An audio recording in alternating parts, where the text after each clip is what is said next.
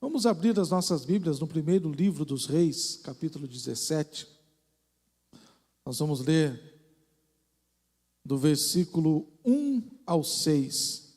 Primeiro Reis, primeiro livro dos Reis, capítulo 17, dos versículos 1 ao 6. Se você quiser, pode acompanhar aqui também. No nosso telão temos a versão Nova Almeida atualizada.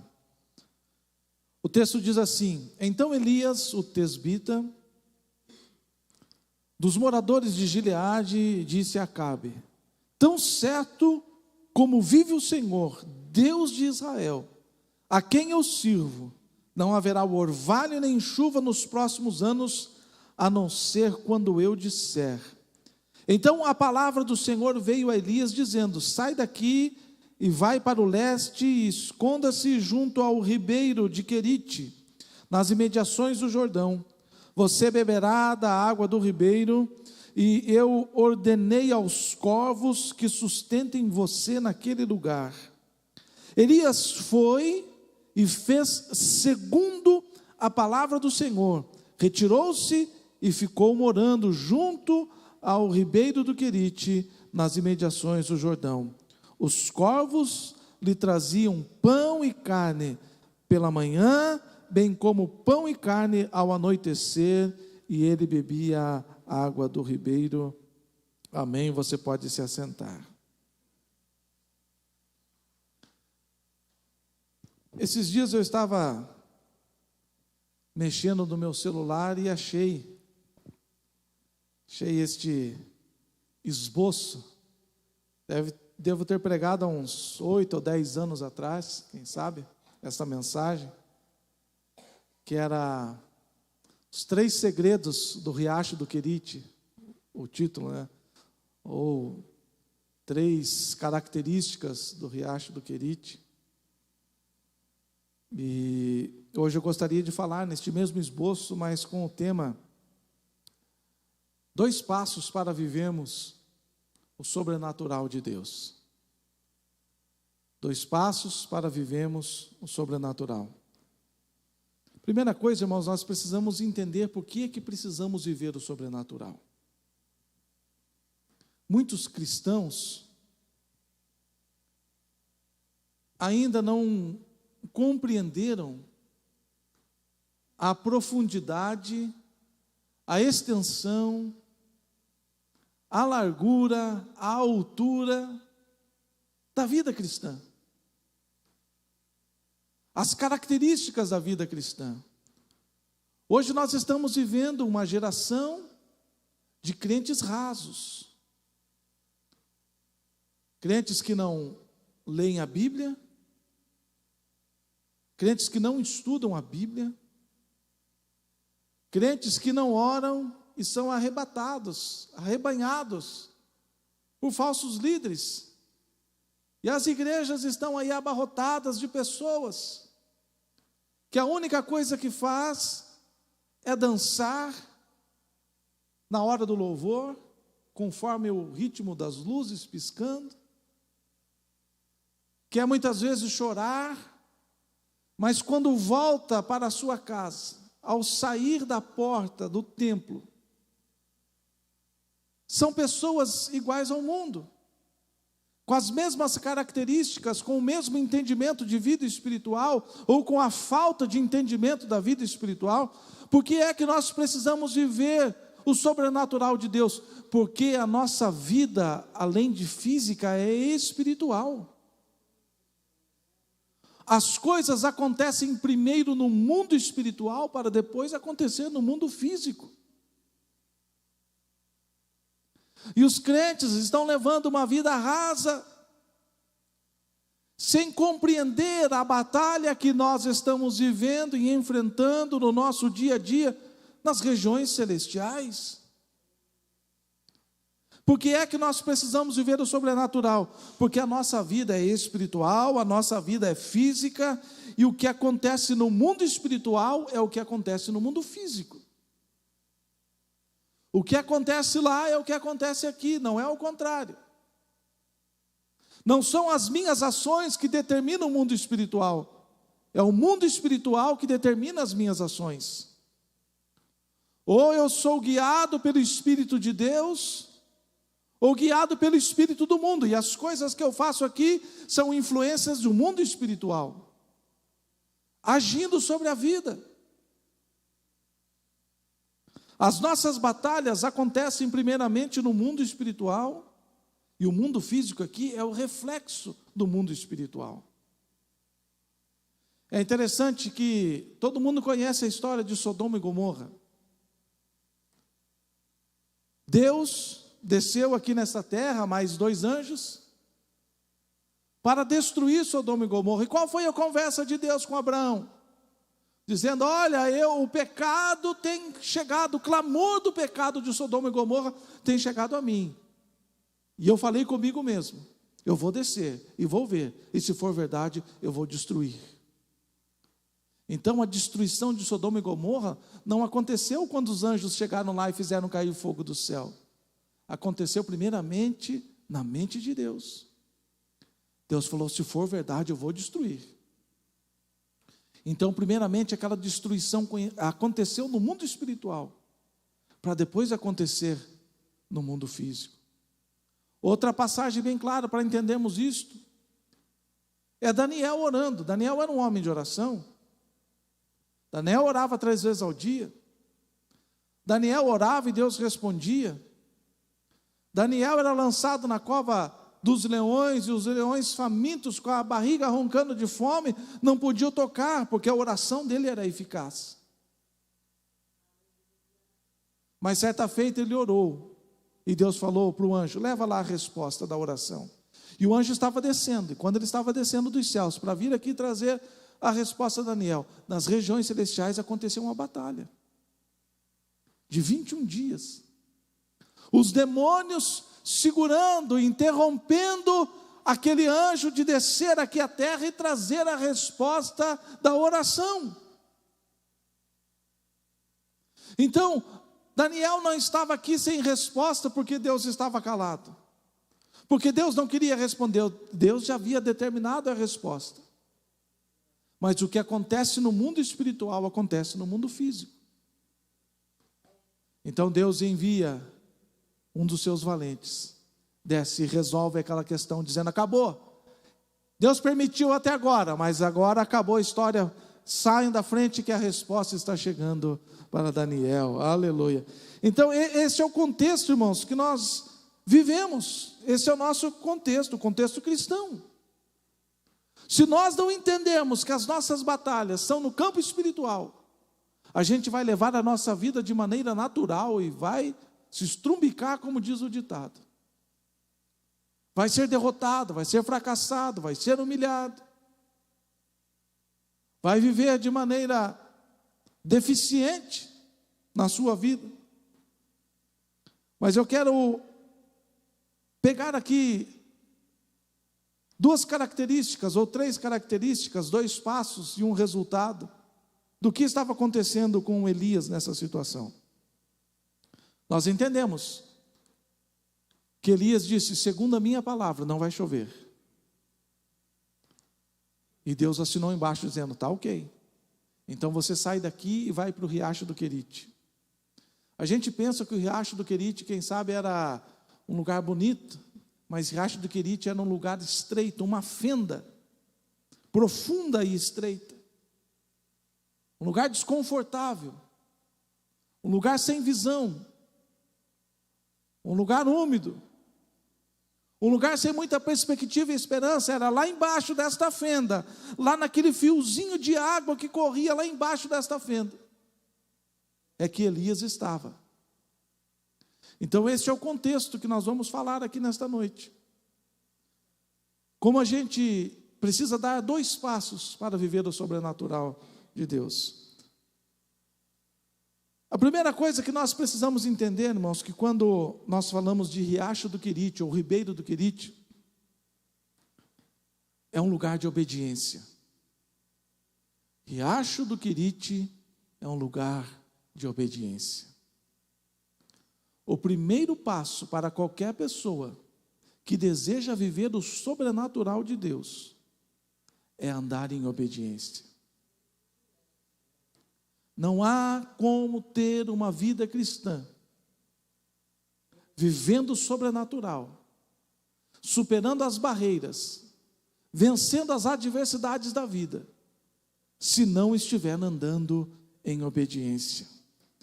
Esta história que nós lemos é uma preciosa lição sobre viver em obediência a Deus e desfrutar das recompensas que a obediência traz.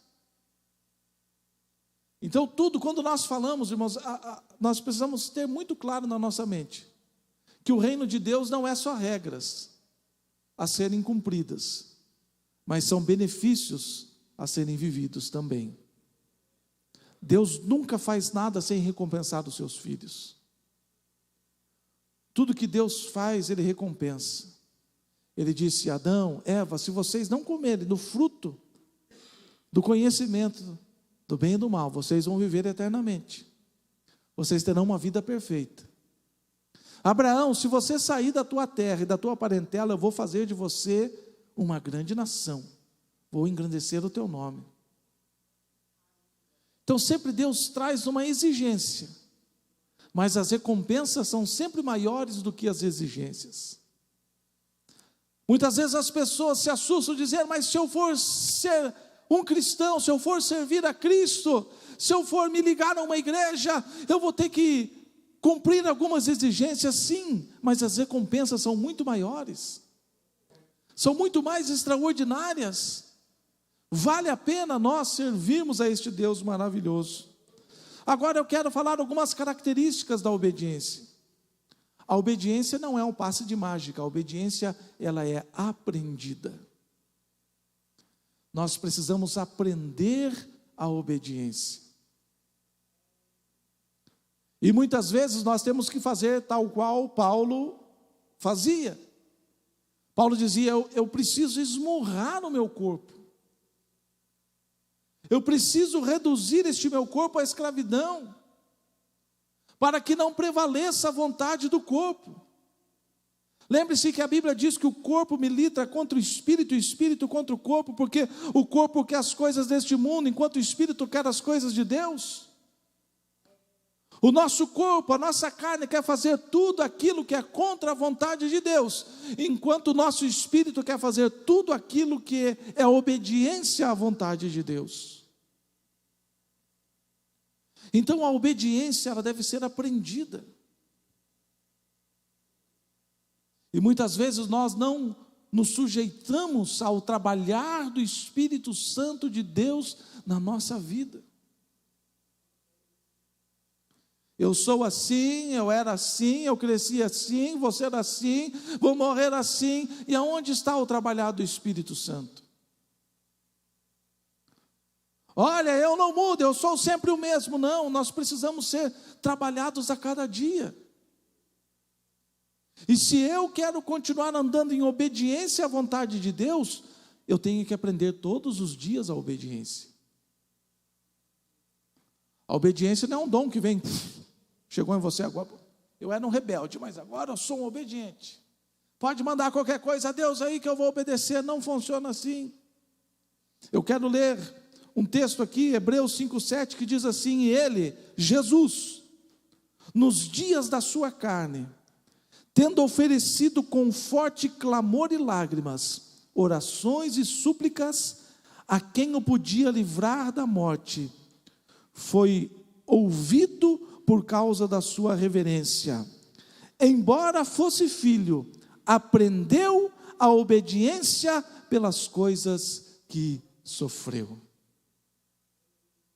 Se Jesus é o meu mestre, se Jesus é o teu mestre, ele, no seu tempo de carne, como diz aqui, nos dias de carne, nos dias em que o verbo estava encarnado, ele precisou aprender a obediência. Pai, se possível, passa de mim esta morte. Se possível, passa de mim esta responsabilidade de carregar o pecado da humanidade sobre mim. Se possível, passa de mim esta responsabilidade de me tornar pecado contudo, eu quero continuar obedecendo a tua vontade. Não seja como eu quero, mas seja como tu queres. Eu acho que esta é a frase mais difícil do ser humano falar para Deus: Senhor, eu não quero ser como eu sou, eu quero ser como o Senhor quer que eu seja. Como Jesus estava dizendo, não faça a minha, mas faça a tua vontade. Então, a primeira característica da obediência, ela precisa ser aprendida. A segunda característica da obediência é que é mais importante obedecer a Deus do que obedecer aos homens. Atos 5:29, Pedro e os apóstolos haviam apanhado, haviam sido açoitados, presos, e agora, para serem libertos da prisão, as autoridades religiosas da época estavam dizendo: nós vamos soltar vocês, mas vocês não falem mais esse tal de Jesus, não curem mais em nome desse tal Jesus, não façam mais milagres no nome desse tal Jesus, não anunciem mais esse tal de evangelho. Vocês vão sair daqui de biquinho fechado, calado, e não vão mais abrir a boca. Então Pedro diz assim, Pedro e os demais apóstolos afirmaram: é mais importante obedecer a Deus do que obedecer aos homens. Para você ser vitorioso, você precisa andar em obediência. A obediência deve ser aprendida. E obedecer a Deus é melhor do que obedecer aos homens. Importa é obedecer a Deus e não obedecer aos homens. Outra característica da obediência, a obediência ela deve ser por palavras e por obras. Eu não posso só dizer que sou obediente. Jesus contou uma história, certa feita. Ele falou assim, que pela manhã um pai levantou, estavam indo para o trabalho, ele disse para um filho: filho, vamos trabalhar com o papai hoje? Pois não, eu vou sim, eu vou. Foi para outro filho e disse: filho, vamos trabalhar com o papai hoje? Outro filho falou: não, eu não vou, hoje eu não quero trabalhar. E quando chegou no trabalho, o que disse que ia trabalhar não foi, e o que disse que não ia, estava lá trabalhando. Então a obediência não pode ser apenas em palavra, mas deve ser em obras, em ações. E Paulo expressa muito bem isso, escrevendo aos Romanos, ele diz assim: porque não ousarei falar sobre coisa alguma, a não ser sobre aquelas que Cristo fez através de mim, ou por meio de mim, para conduzir os gentios à obediência, por palavras, por obras, por força de sinais e prodígios, pelo poder do Espírito de Deus. O que é que Paulo estava dizendo? Olha, eu vou estar entre vocês, mas não apenas com palavras, mas por obras, por força de sinais e prodígios, e pelo poder do Espírito de Deus. Então a nossa obediência a Deus não pode ser assim: pai, eu quero ser obediente. Deus, eu quero ser um filho obediente, mas na prática não ser. Então esta é uma característica. Elias estava ali no riacho do Querite por obediência. O que havia acontecido? Deus falou assim: Elias, tá bom, não vai chover, você falou que não vai chover, então não vai chover. Desce para o riacho do Querite e fica lá, porque lá eu vou te sustentar. Elias poderia ser como aquele filho rebelde ou mentiroso que Jesus contou a história. Elias poderia: Deus, pode ficar tranquilo, estou indo, estou nada, vou fugir para uma cidade grande, que tenha bastante alimento, que tenha bastante estoque de comida, porque eu sei que não vai chover enquanto eu não orar para que chova. Não, ele foi, para ir no riacho do Querite, desceu e ficou lá. Elias estava no lugar da obediência. E o meu questionamento para a sua reflexão nesta noite: como estão as suas ações? Como está a sua vida diante de Deus? Como são as suas decisões? Como você toma as suas decisões no dia a dia? Segundo aquilo que você quer, segundo aquilo que você acha, ou segundo aquilo que Deus quer para a sua vida. Segundo lugar de obediência. Eu tenho certeza que Elias não queria estar naquele lugar. Elias não queria ficar naquele lugar. Mas se Deus havia falado, lá estava em obediência. Então a primeira característica do riacho do Querite, que é um lugar de obediência.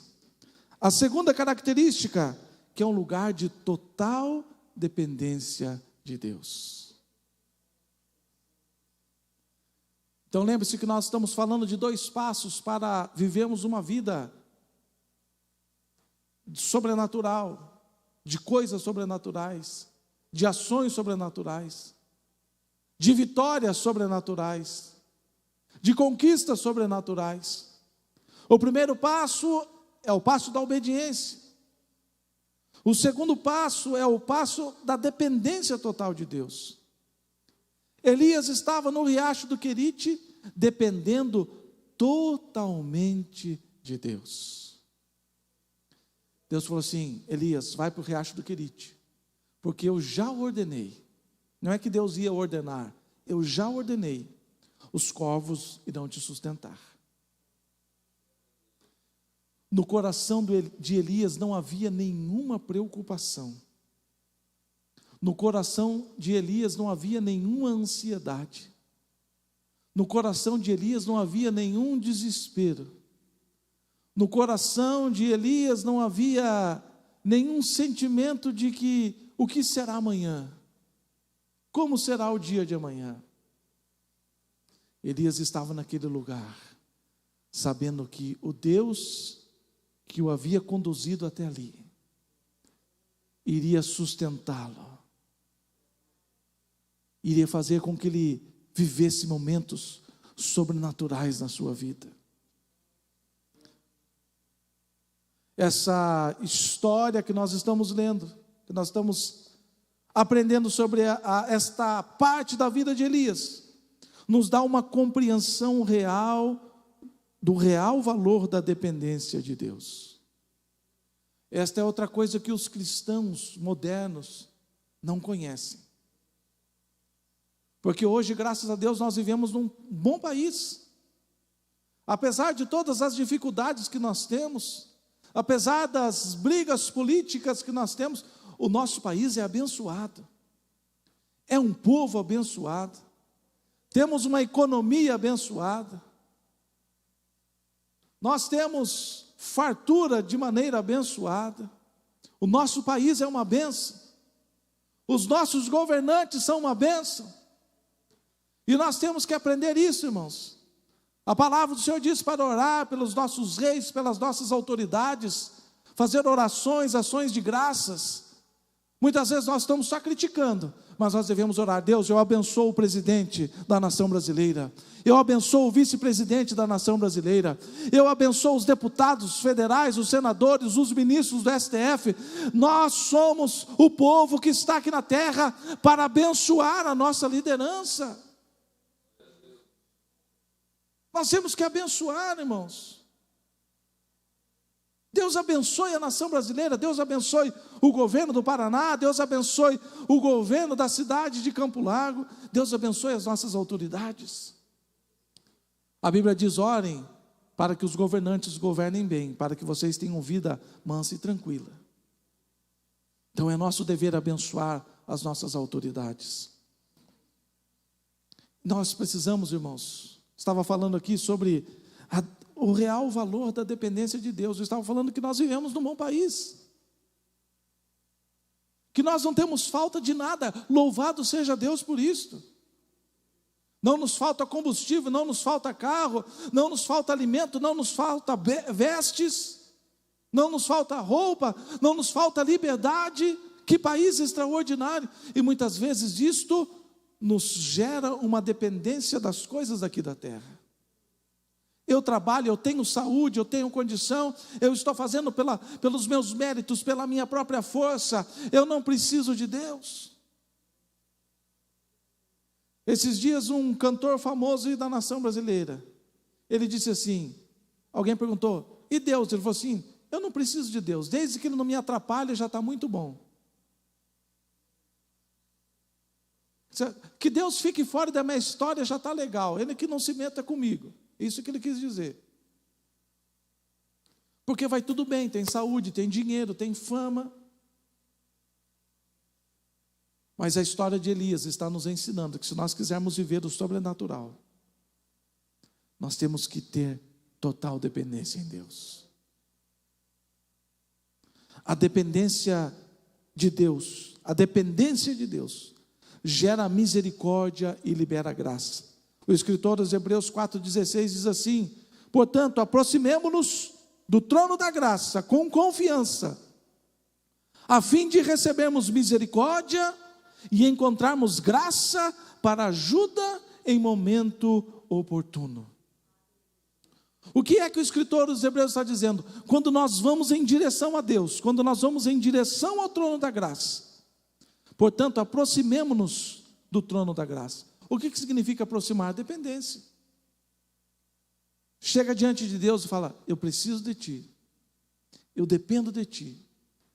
E quando nós nos aproximamos do trono da graça, recebemos misericórdia e encontramos graça. Misericórdia é no momento da adversidade.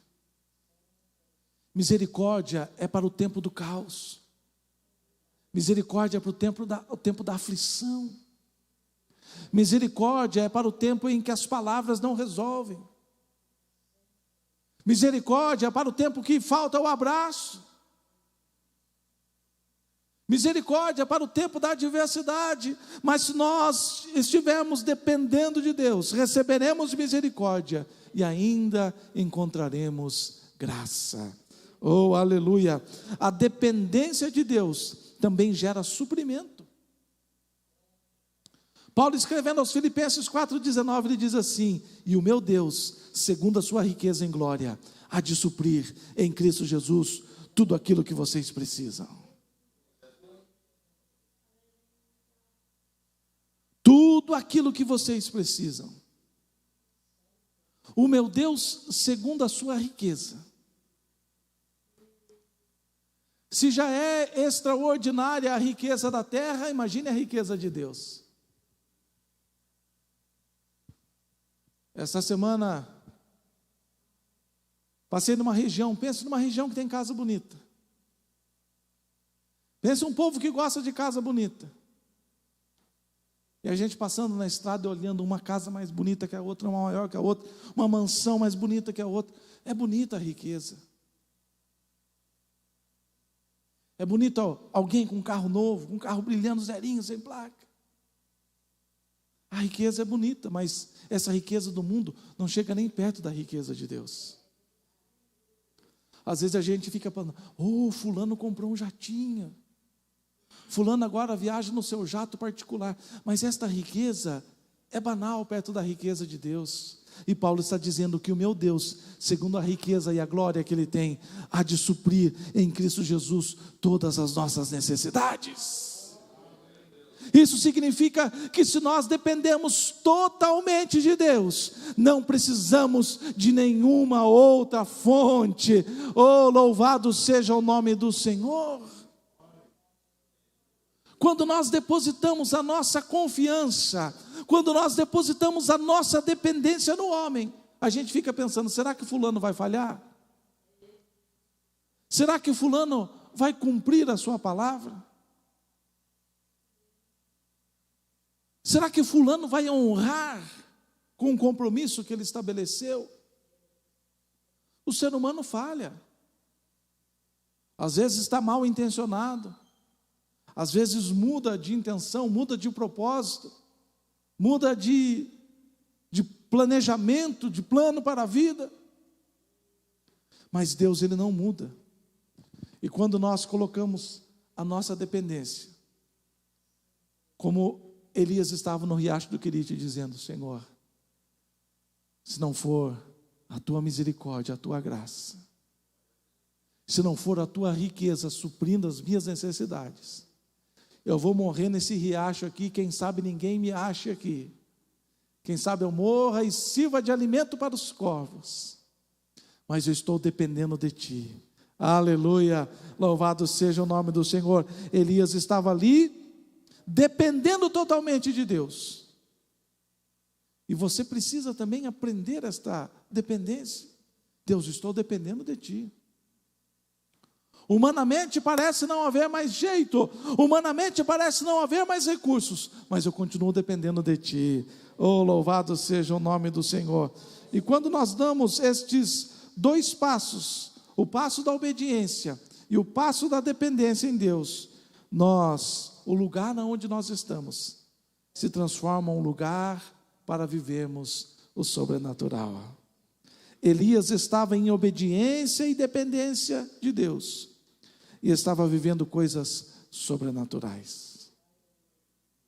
De manhã cedo, chegavam os corvos, com pão fresquinho, com carne fresquinha. Como o Murilo pregou ontem, aí alguns crentes falavam assim, não, o corvo trazia pão seco e carne estragada, porque a vida do crente é assim. Não, era pão fresquinho, quentinho. Eu não sei era onde feito, não sei aonde era produzido, mas o pão era quentinho, fresquinho. A carne era boa, fresquinha. Porque Deus não traz nada estragado na nossa vida. Deus não traz nada na nossa vida que nos faça mal. Deus não nos traz nada na nossa vida que vai gerar prejuízo. Imagine Elias sozinho no meio daquela situação, comendo um pão ruim, uma carne estragada, pegava uma intoxicação alimentar e morria por lá mesmo. A carne era fresquinha, o pão era fresquinho. Aleluia, louvado seja o nome do Senhor. Nós vemos a mesma coisa em Paulo e Silas. Nós podemos ver esses dois passos que nós vimos na vida de Elias, nós encontramos na vida de Paulo e Silas. Eles haviam apanhado, as costas estavam sangrando, estavam amarrados, pés e mãos na prisão, mas aquele lugar não era lugar de sofrimento, aquele não era lugar de amargura, aquele não era lugar para remoer as coisas que haviam acontecido com eles. Paulo poderia estar dizendo, eu sou cidadão romano, amanhã esse povo está lascado comigo, a hora que amanhecer o dia eu vou dar uma carteirada nesse povo, eu vou dizer, olha, eu sou cidadão romano, e vocês me açoitaram, me prenderam sem que eu pudesse ir ao julgamento, e tivesse o meu amplo direito de defesa, vocês vão pagar. Não, Paulo e Silas não estavam remoendo, lembre-se que eles não tinham feito nada errado, eles estavam anunciando a Cristo, e injustamente estavam presos, mas eles andavam em obediência, em total dependência de Deus. Um olhou para o outro e disse, Paulo, o que nós vamos fazer aqui? Não sei, Silas, começamos cantando ou começamos orando? Então faz assim, você faz uma oração, eu canto um hino, daí você canta um hino, eu faço uma oração, e a gente vai virar noite neste lugar, porque nós andamos em obediência e total dependência de Deus. Eles não estavam discutindo, será que amanhã a gente vai apanhar mais? Será que amanhã vão nos açoitar mais? Será que amanhã vão nos castigar mais ainda? Não, eles estavam pensando, nós estamos em obediência, nós estamos dependendo totalmente de Deus. O jeito é cantar e orar, oh aleluia. E a Bíblia diz que por volta da meia-noite, Paulo e Silas estavam cantando e orando, aleluia, e os demais presos estavam ouvindo, e a coisa estava começando a se aquecer dentro daquela prisão, e as coisas estavam começando a ficar diferente, porque aonde existe obediência, aonde existe dependência, o ambiente vai se transformando, de um ambiente natural, de sofrimento, um ambiente de derrota, de fracasso, vai se tornando em um ambiente de vitória, um ambiente do mover de Deus, o ambiente do sobrenatural. Paulo e Silas estavam orando e cantando, orando e cantando, e orando e cantando, e os presos estavam dizendo, o que está acontecendo aqui? O que está acontecendo? Alguma coisa diferente. E Silas falava, não para, Paulo. E Paulo dizia para Silas, não para, vamos continuar, está ficando bom, está começando a ficar bom agora aqui, vamos virar na noite. E a Bíblia diz que de repente o sobrenatural de Deus chegou naquele lugar. E mais, toyorobalama, que mais, xarabalamacai. Oh, aleluia, porque quando nós estamos em obediência, quando nós estamos em dependência total de Deus, o sobrenatural acontece na nossa vida. Muitas vezes nós fracassamos na nossa vida, na nossa caminhada cristã, porque nós tentamos resolver do nosso jeito, nós tentamos resolver as situações da maneira natural e nunca buscamos primeiro a obediência, a dependência, para que o ambiente onde a gente está comece a ser mudado, comece a ser transformado e o sobrenatural de Deus comece a ser liberado e as coisas jamais serão como eram. Oh, louvado seja o nome do Senhor. Elias viveu o suprimento sobrenatural da alimentação, mas Paulo e Silas viveram o suprimento natural da proteção e do livramento. Oh, aleluia. E essa deve ser a nossa busca. E este deve ser o nosso entendimento sobre vida cristã. Esse deve ser o nosso entendimento sobre família espiritual de Deus. Esse deve ser o entendimento como igreja de Cristo. Esse deve ser o nosso entendimento como corpo de Cristo. Eu preciso andar em obediência, aprender a obediência, desenvolver a obediência, andar em dependência, porque eu quero ser vitorioso nas batalhas, nas adversidades, nos problemas, nas doenças, nas enfermidades, qualquer coisa que surgir na minha vida, eu estarei obedecendo a Deus, dependendo dEle e vivendo o sobrenatural que provém dEle. Aleluia, louvado seja o nome do Senhor. Oh, eu sinto a presença de Deus neste lugar. Eu sinto que Deus está fazendo coisas neste lugar. Eu sinto que Deus está libertando neste lugar, nesta noite. Eu sinto que Deus está trazendo pessoas para a obediência. Eu sinto que Deus está ensinando nesta noite sobre a dependência, porque Deus quer fazer coisas grandes em nosso meio. Deus quer fazer coisas grandes na sua vida. Vamos ficar em pé neste momento. Oh, aleluia.